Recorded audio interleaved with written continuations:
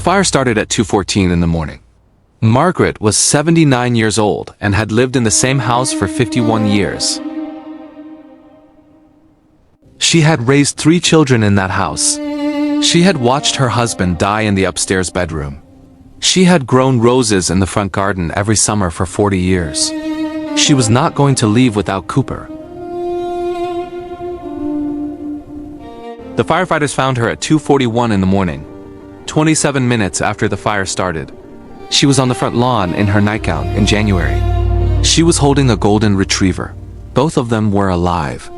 Both of them were covered in smoke. Neither of them had let go of the other.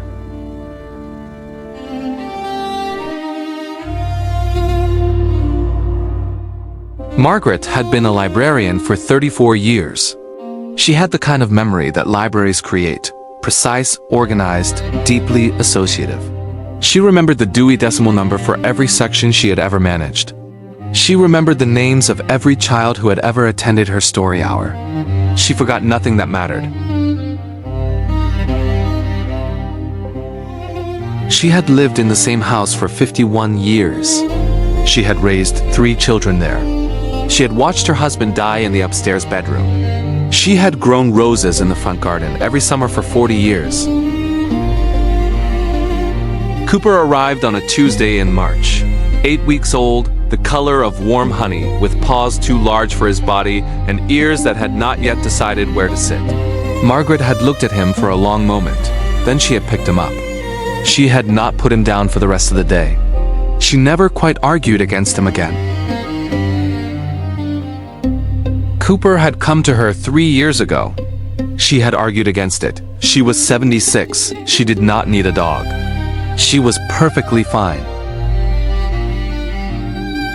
The fire began in the kitchen. An electrical fault in the wall behind the refrigerator, the kind that builds slowly for hours before it becomes something. Margaret was asleep. Cooper was at the foot of her bed, as he always was. He smelled the smoke before the smoke detector did. By approximately 40 seconds, he went from asleep to standing in one movement. No intermediate stage, no groggy confusion.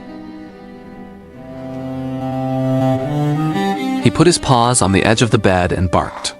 One bark, sharp, close to her face. Margaret woke immediately. The bark was nothing like any sound he had made in 3 years. She sat up. She smelled the smoke half a second later. She understood immediately. She had thought about this actually. Not obsessively, but practically. The way people who live alone think about things. She knew where her phone was. She knew where her coat was. She knew the 2 exits from the bedroom. She reached for her phone first. She called emergency services as she was standing up. She was already moving toward the door when the operator answered. The hallway was full of smoke. Not flames. Not yet, but smoke so thick she could see it as a physical presence in the dim light. She dropped to her knees immediately. The way they tell you to, the way she had read once and never forgotten. Cooper dropped beside her without being told, as if he had read the same thing. She crawled toward the stairs. Cooper crawled beside her, his body pressed against her left side, his head low. The smoke was thicker at the top of the stairs. She could hear the fire now, a sound she had never heard before and would never forget. Not a roar, more like a sustained, hungry breathing. Halfway down, the hallway below was orange. The kitchen doorway was orange and yellow, and moving. The fire had reached the hallway. She stopped. She assessed. She had been a librarian. She was good at assessing. She went down the remaining stairs as fast as she could. 79 years old, in her nightgown, in a house that was burning, she went fast. Cooper went with her, never ahead, never behind. Beside her. Always beside her. At the bottom of the stairs, she turned left. The heat was immediate, a wall of it, pressing against her face and hands. She could not look at the kitchen doorway. She kept her eyes on the front door. 4 meters. 3. 2. Her hand found the door handle. The handle was hot. She turned it anyway. The door opened. The cold January air hit her like water. She stepped through. Cooper stepped through beside her. She pulled the door shut behind them. The way they tell you to, the way she had read once and never forgotten. She was on the front porch. The house was burning behind the closed door. She was alive. She walked to the middle of the front lawn. Not because she planned to. Her legs simply took her there. To the open air, away from the heat, to the center of the safe space. She sat down on the frozen grass. Cooper sat down beside her and pressed himself against her left side. She could feel his warmth through her nightgown. She put her arm around him.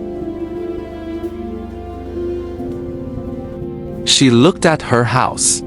She had lived there for 51 years. The upstairs window of the bedroom she had shared with her husband was glowing orange now. The roses in the front garden were still dark and dormant. January roses. They did not know yet. She held Cooper and watched and did not look away. Down the street, a light came on in a window. Then another. Then a door opened and a neighbor came out at a run. In the distance, sirens, getting closer. Down the street, a light came on in a window. Then another. Then a door opened and a neighbor came out at a run. In the distance, sirens, getting closer. The first firefighter reached her at 2:41 a.m. He knelt beside her on the frozen grass. He asked if she was hurt. She said, "I don't think so." He asked if anyone was still inside. She said, "No, we got out." He looked at Cooper. Cooper looked back at him. The firefighter put a thermal blanket around Margaret's shoulders. She did not release Cooper to accept it. He wrapped the blanket around both of them. It was, she would say later, one of the kindest things anyone had ever done for her.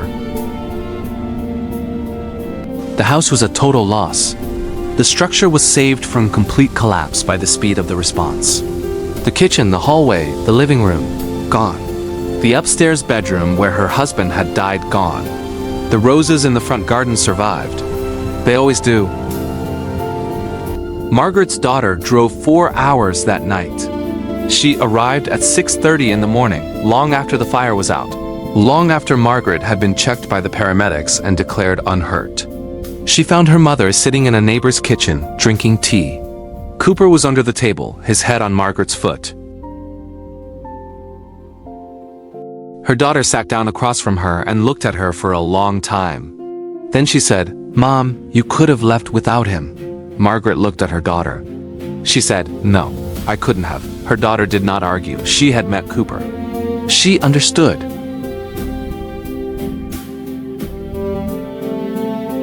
Margaret lived with her daughter for 6 months while her house was rebuilt. Not restored.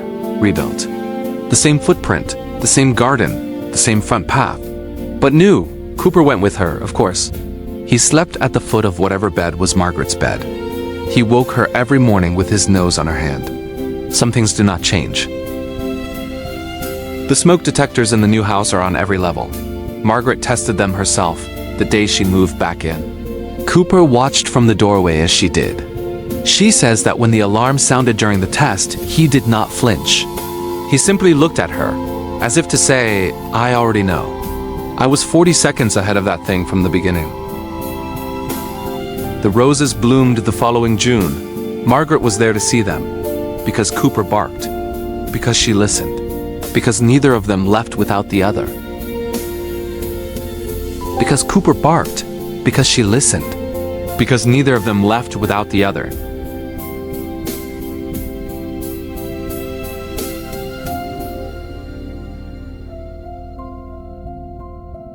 If this story moved you, share it with someone who needs to hear it today. Subscribe to Bound to Survive. A new story every week.